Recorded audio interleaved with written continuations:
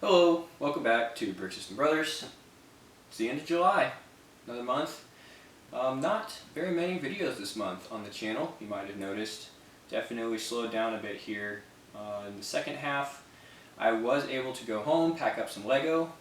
I guess if you notice behind me, the Akro Mils wall has really filled up quite a bit. So yeah, I'm going to do a little walk around here in a second and just bring you guys up to speed with what I've got here. It's quite a bit. I'm going to be honest, it is taking up a little more room than I thought it would.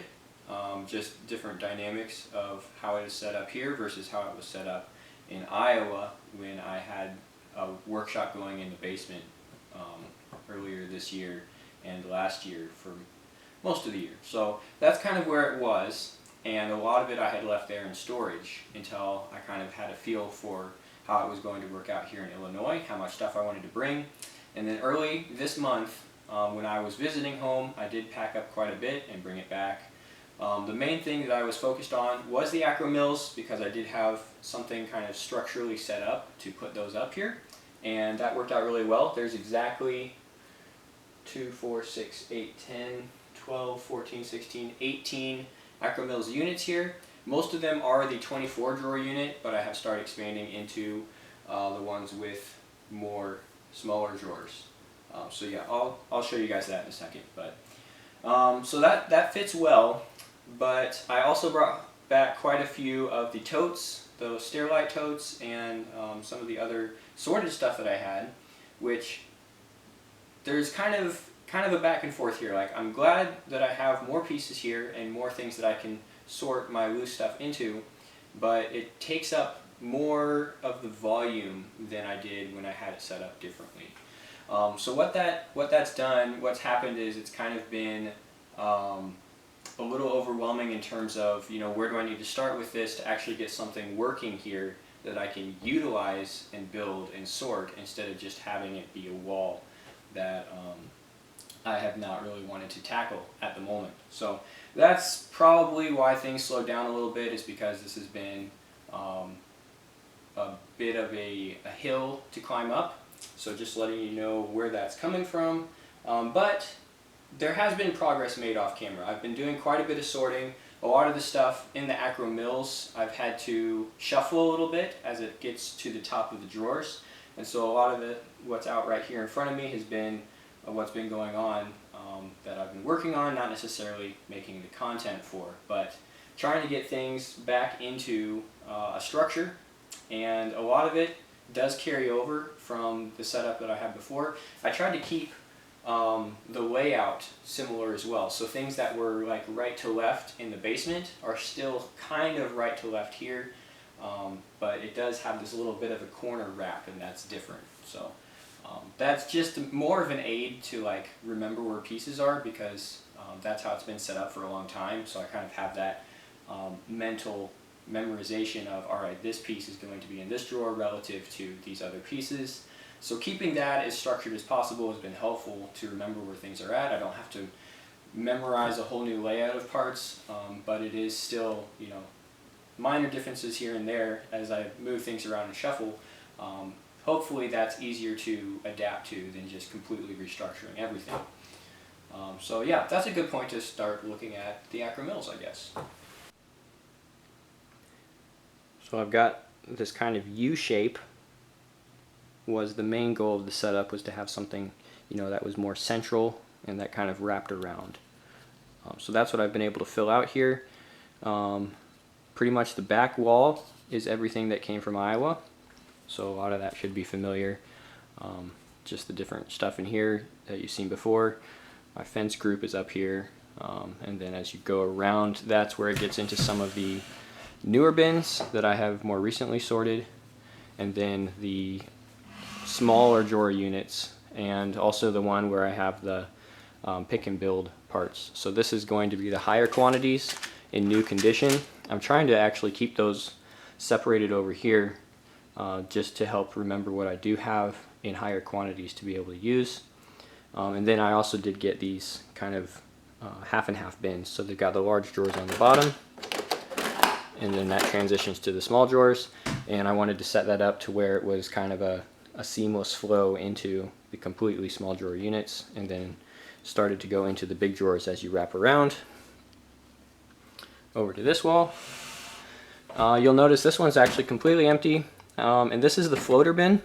So just over the years, I've ended up getting a few of these Akro Mils used, and one of them was missing drawers. And so even though I have all of the frameworks, this black piece that mounts on the wall, I've never actually had the total number of drawers needed to fill everything completely up. But that really hasn't mattered too much, because most of the time I do have several drawers pulled out for whatever project is currently in progress. So it's never, completely filled up on the wall to the point where it looks out of place. And it's also been nice to have a floater unit to just pull off the wall when I'm ready to start expanding, and then I can mark where the next set of support screws will go. But I kind of have this one here for now, and mostly because in the old setup, these two units were the right-hand edge, and so everything past this, compared to the Iowa setup, is going to be new and something that I will learn as I use it. Also, some of this is just temporary layout, like the way that I have things sorted with modified plates, until I actually am sure that I want to use that framework. And then this guy is actually the slopes drawer, and he did get moved from over here. So yeah, a couple things did get shuffled, but for the most part, a lot of this is still the same. It's just kind of rotated a little bit, and it does have these 45-degree corners instead of making the 90-degree turn like it did in the basement. So as I use this, as I sort, I think it will become easier to use, and I'll get that kind of rewired in my head where stuff is at. That's just a matter of actually practicing with it. Loose parts sorting, a lot to catch up on here actually, so maybe cover that in a different video, but that's mainly what I've been working on. So the building projects have kind of hit a pause as I try to get stuff actually to a point where I can continue without being buried with loose, unsorted, unconsolidated. It's a bit of a mess, but it's going to get there little by little. As far as August is concerned, I'm not sure how much will actually be covered for projects. If I do want to jump back into Green Grocer, I think I'd like to bump that to the top priority. Possibly look at doing the expansion for the bookshop side of that bookshop modular as well here in August. But otherwise, if I do make content, it'll probably be concerning this process of sorting and reshaping the sorted area. And I'm also still working through that St. Louis job lot. That's kind of got to a standstill. So if I do jump back into the counting process there, the first batch, that first half of the job lot did get washed. So a lot of that's in here. This is actually completely washed, ready to sort, and that was the previous bottleneck before I went home, was the washing phase, because I have that hard water here in Illinois, and the extra step with the distilled water rinse was kind of putting me off doing a lot of washing at that time. So what I ended up doing is hauling a bunch of stuff home and doing the washing there, where I actually had my better setup to do it. So that's done. This is ready to sort, and that's just a little taste of kind of what is being the roadblock here in Illinois in terms of getting back into some building projects here for the channel. A couple things I did want to cover here on the screen recording. Start here on Rubricable with my mock pages. The Blue Steel Train Bridge was a project from the end of last year, and we had somebody submit a photo of this in their build. So I did want to share that here because it looks really great in their layout. So I'm glad that they were able to share this picture, and it's cool to see one of my projects out, in someone else's city, and actually in a city, because my bridge never made it into a layout. It was just kind of a standalone project. So yeah, definitely looking sharp here in this layout, and I did want to share that. That was a couple weeks ago on Rubricable. Other things would be the parts of interest that I kickstarted last month. Unfortunately, the parts that I want to cover today are not in the rubricable database yet, so I can't actually use my parts list. Instead, we'll be here on New Elementary, where they do review the new sets and new parts a little bit prior to when they usually make their way into the database. So there's two here in the castle. This is the 10305 Lion Knights Castle. It's part of the 90th anniversary. Very sharp looking set, and it happens to contain a few new molds. The first of which is a 1x4 arch, very similar in profile and usage to the 1x5 arch. So this piece actually dates back quite a ways into the 70s or 80s without actually looking recently. But yeah, it seems like we would have had something in this gap already, but I think the specific shaping and the profile here where the other side actually matches the 1x5, the original arch, has been lacking. And so they ended up developing and releasing this new arch piece in the castle. And there's also an interesting inverted curve slope where it's got kind of this bucket shape. The profile matches the regular 1x curve slope where it just tapers off here. This actually has an extra plate of height at the bottom that this one does not have. But it does have a very interesting, almost bracket style plate connection here, and then that does taper back off to kind of complete the matching profile for the inverse side of this slope family. So these two parts I for sure wanted to cover today. They're just not in the standard database yet. Just have these photos on New Elementary. There's also a couple of new interesting parts in the Airbus helicopter that was announced. I think these were all announced in the LegoCon early in or late in June would be when these were released. So mostly Technic here, very interesting. These 5-spoked connections. A lot of the stuff we have for Technic is either 4 or 6. So to see something with the 5 evenly spaced pin connections is going to be interesting in terms of mainly working with asymmetric bladed operations like we have in the helicopter with 5 blades, but really anything that you need to space things 5 equally radial distances apart is probably going to be made easier with this. It's still somewhat specialized to helicopter applications just because of the way things are nesting here and the parts that actually pair up with it. Seems like it's going to be pretty specific to the functionality of the rotors, but there's also this guy, so that might be a little more universal application in terms of actually having something with 5 spokes instead of 4 or 6 like we have seen with most other Technic elements. So that's on the helicopter set. And then New Elementary also publishes a pretty helpful index every month for new and recolored parts, and there's 4 more here that I thought I'd just throw in because we're already on New Elementary. The first one is the special plate with handle. It's similar to something we've seen before, but I think it's a little bit different. It might be because it's a solid color instead of transparent. So the 3 main ones to cover here were actually from the roller coaster. There's just these new track elements to specifically, I think, help with loop building, and that's a main function of the new loop coaster, where it actually has 2 of those inverted loops. And then it looks like there's also a new curve piece that also changes the elevation as you go around a curve, and then the short guy. So these 3 new elements are going to be part of the roller coaster track family, which is already pretty considerably sized.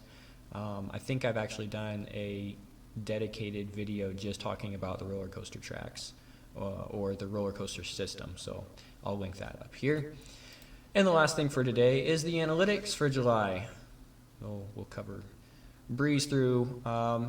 Again, really close to that 20,000 view mark, not really changing much more than 5% from last month. Watch hours, once again, right on par here with the baseline.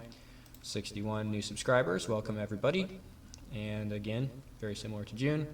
And an even $24 of ad revenue generated from the monetized videos on this channel, a few of which have been doing pretty well. The cleaning bulk Lego video has reached a nice pace of continual viewership, very similar to the original digital designer tutorial. Let's show you guys that real quick. Yeah, look at this nice line that just goes very linearly straight up. So that passed 20,000 views recently. There is also a milestone for 20,000 hours of watch time. So that was this month as well. And total subscribers numbers here at 2347. So that is our July. Take a look at the live time here. I like to look at this every once in a while just to see where we're at. As you can see, the past really totally year, back to July 21, has been really steady numbers. There's a few peaks here and there every once in a while, but for the most part, we're just sitting tight at like 500 views a day, which is fine with me. I feel like this is a good pace where there's not too many comments coming in to be able to actually reply to people, especially if there's questions or things that get outdated that I can actually respond to, and still be able to have somewhat sense of community here without getting too terribly disconnected from maybe a larger channel with higher viewership would be getting hundreds of comments a day. You can't respond to that unless it's a full-time job. So I'm content with where this is at. Ideally, this would be kind of a pace going forward as well. And that's another reason I'm not necessarily in a hurry to be putting out, a higher rate of content. I think I still want to aim for at least one a week, but I'm not necessarily going to try to jump back to levels where it was before. When I was wrapping up school and had a little bit more flexibility, I was able to do a video every couple days. And that's just not looking like where I'm at right now. So that's where I'm at with the channel. Just give you guys a little insight there. Also looks like we just passed 500,000 views. So that's another pretty solid milestone. And I guess I kind of lost track of that because that number is new to me. That snuck up a little bit. But there you go. There's a couple of analytics for July going into August here. Yeah, just kind of setting a steady pace, not seeing a tremendous growth. We're not seeing people drop off either. And new subscribers that have your subscriptions public here, I'll roll that reel. We do get to see that come in here, and I like to put those on in the footnotes. So hopefully here in August, it will be more than 4 videos in between the July footnotes and the August footnotes. But I do find that putting this video out, these videos out at the end of the month is helpful for just kind of doing a recap, just to bring people up to speed if there's things that I've missed. Just maybe putting corrections in for previous videos if there's something there. In the past, I've looked at comments in more detail. I've looked at where we were the year prior in more detail, and that's kind of coming on. And a lot of that you guys can do if you're curious. The stuff on the channel is pretty open. I don't think I've taken a lot of stuff off. I guess I haven't done a What's at Walmart video for a while. Looks like since May I haven't done anything.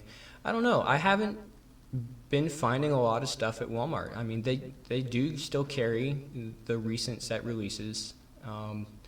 Clearance selection has definitely dropped. I've noticed that. There's been very few items that actually go to clearance, and then when they are there, the price reductions are not significant. It's maybe 5% off, 10% would be the highest reduction I've seen in a long time.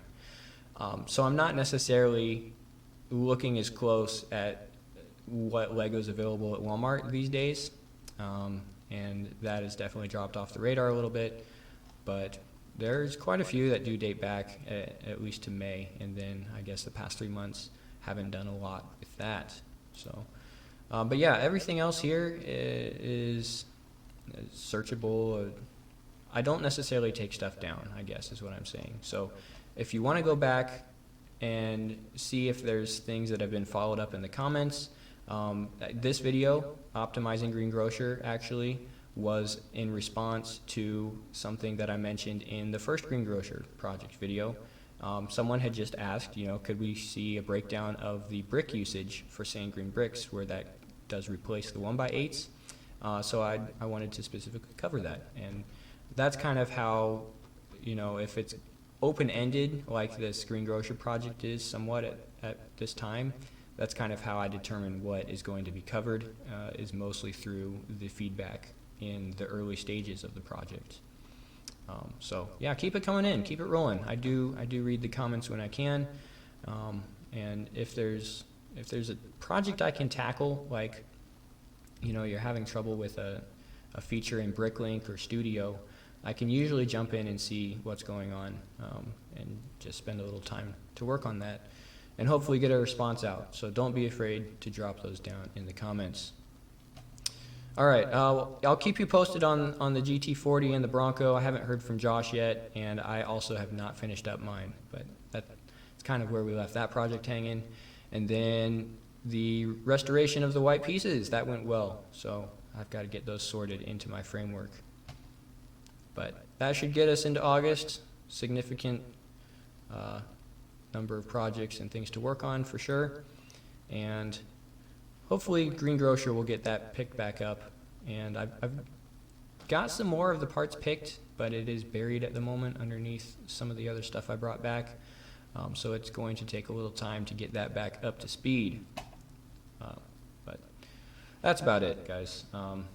July, not a lot of videos, but there was significant amount of stuff going on here, and a lot of it behind the scenes. Hopefully we'll get some of that brought back up in front of the camera as we get into August 2022.